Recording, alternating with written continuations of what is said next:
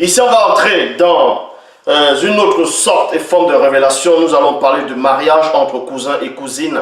Parce qu'il y a beaucoup de personnes, tous ceux qui se sont autoproclamés pasteur, révérend, bishop, maréchal, apôtre, diacre ou loin de l'éternel, viennent rencontrer des barlivaines en disant le mariage entre cousins et cousines, c'est interdit, que c'est l'inceste, ainsi de suite. Ici, on va pénétrer dans les Écritures, d'autres vont prendre dans Lévitique pour essayer d'expliquer les manques de connaissances. Donc pour cela, on va commencer à l'origine, on va entrer dans la source même de la haute connaissance. Pour cela, je vous exhorte de vérifier dans Matthieu chapitre 24 au verset 4. Vous voyez, c'est une personne connue sous le nom de Sango. C'est-à-dire Sango, son vrai nom c'est Sango, mais vous l'appelez dans les Bibles classiques actuelles sous le nom d'Abraham, avait un fils. Nous savons qu'il n'avait pas un seul fils, il avait plusieurs fils, il avait Ismaël, il avait aussi Isaac, mais après il a eu d'autres enfants. Bon, ici on va s'arrêter sur son fils Isaac qui est Yolol. Il voulait qu'Isaac, son fils, puisse avoir une femme. Mais dans le pays où il vivait à l'époque reculé, il ne voulait pas que son fils puisse avoir les femmes dans le territoire où il vivait.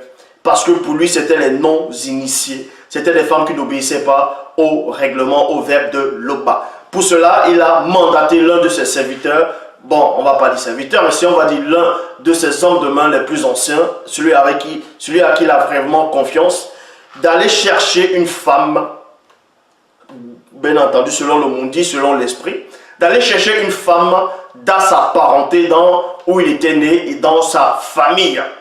Pour cela, dans Genèse chapitre 24, au verset 4, il est dit, « Tu iras dans mon pays et dans ma famille. Point.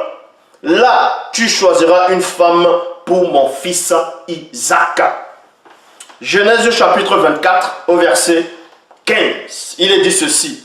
Le serviteur d'Abraham n'a même pas fini de parler, virgule. Là, quand ce serviteur, cet homme de main plutôt, est allé en voyage, est allé faire ce dont Abraham, le patriarche, lui a fait promettre d'aller chercher une femme à son fils Isaac. Il est parti et durant le chemin, il est arrivé à un endroit où il devait y arriver.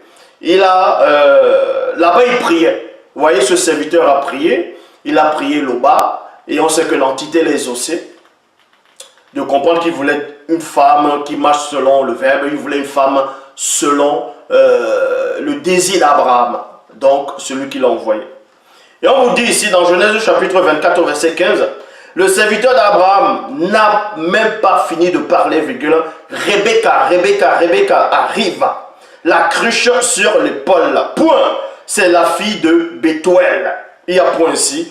Bethuel est la fille, Bethuel est le fils de Milka et de Nahor, virgule, le frère d'Abraham. On vous apprend ici que Abraham avait un frère qui s'appelait Nahor et Nahor avait une épouse qui s'appelait Milka. Ils ont eu un fils au monde qu'on appelait Bethuel.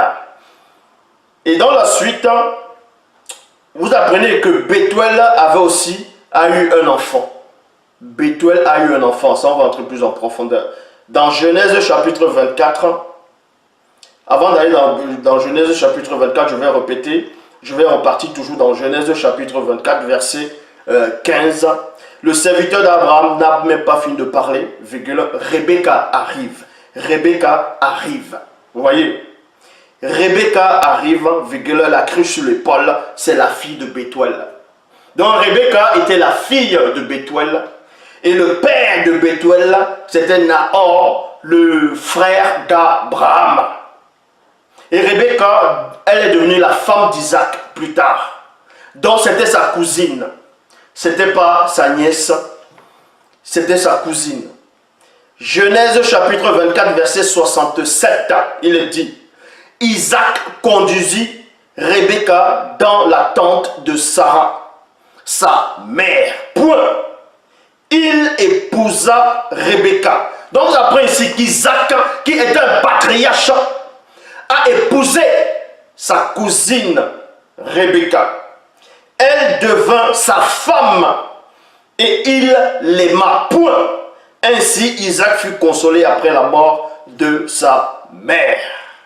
Vous voyez ici, avant même que la loi dans Lévitique, la loi dont beaucoup de personnes ne comprennent pas, ne puisse être écrite dans le visible, et Isaac avait déjà marié sa cousine. Est-ce que c'était une interdiction? Est-ce que c'est interdit de se marier entre cousins et cousines? Comme j'ai dit, d'autres personnes qui n'occupent suspens spirituel vont prendre Lévitique, vont dire oui, parce qu'on dit vous ne devez pas vous marier par rapport à la proche parente, les proches parentés, ainsi de suite. Mais on va entrer plus en profondeur, on va entrer plus en détail, et c'est là vous comprenez qu'il n'y a qu'un seul enseignant. Donc, ici on va aller dans la version authentique originelle d'Abébotedi, dans Origine, chapitre 25, au verset 82. Il est dit ici.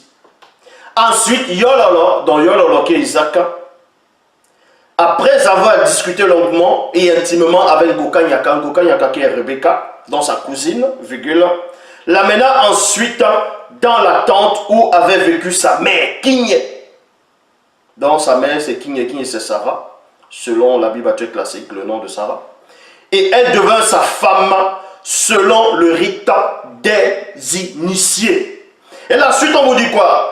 En extirpant le lien de proches parents, point virgule, il aima et se consola ainsi de la mort de sa mère. Point. Donc, on vous dit ici que le patriarche Isaac, donc qui est Yololo, avant d'épouser Rebecca,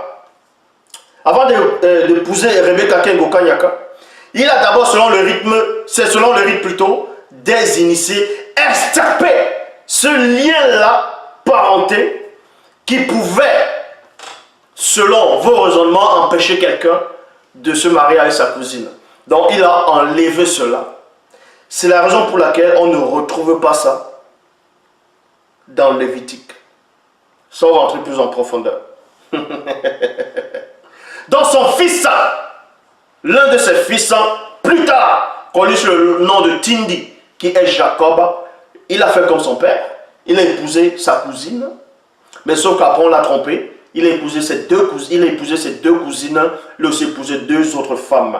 Vous voyez ça dans Genèse chapitre 29. Donc Jacob a couché et marié ses cousines.